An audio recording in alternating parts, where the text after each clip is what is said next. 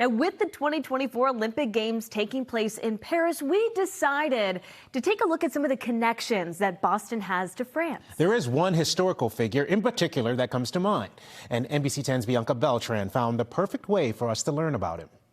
He's best known as Marquis de Lafayette, a Frenchman who served as an ally to the Continental Army during the American Revolution. And you can learn all about him in Boston on the Freedom Trail from a tour guide who will make you feel like you've stepped back in time. My name is Miles. I have been a player at the Freedom Trail Foundation since the spring of 2018. I would say it's probably the most fulfilling work I've ever done. I studied theater. I've always had a passion for history, and so this kind of blends the two in a way that is, I feel, really important. Before we get started, allow me to introduce myself. My name is Marie-Joseph Polyvroc-Gilbert-Moutier. For those who do not speak French, I know my name can be difficult. It's all right. I have a nickname. You can call me Lafayette. I was also the first person to receive an honorary American citizenship. So just as I am a proud Frenchman, I do consider myself a true American. Allons-y! When Parliament passed the Townshend Acts, they also sent an occupation of 2,000 British soldiers who were living on the Common to keep the peace. Then, only a year and a half later, in the middle of the night, the British soldiers leave the Boston Common. Our militia run up to head them off.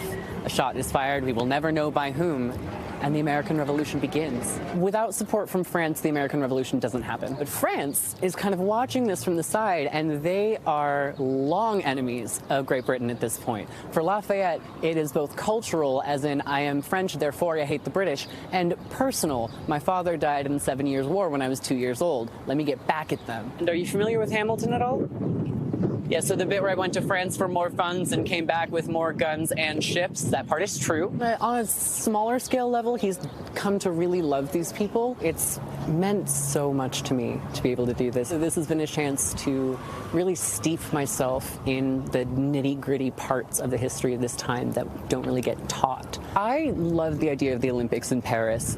There's so much history that's just around, and so having that as a nice backdrop is really, really interesting. It's something that I think can add a lot of really nice flavor to people's experience in Paris when they're there for this.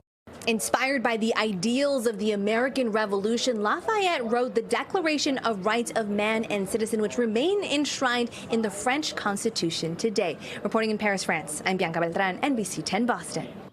Plan to tune into NBC 10 Boston tomorrow morning. Bianca will have an exclusive interview with Savannah Guthrie and Hoda Kotb and the rest of the Today Show team in Paris. Don't miss it. NBC 10 Boston today with Latoya Edwards and Raul Martinez starts at 5 a.m.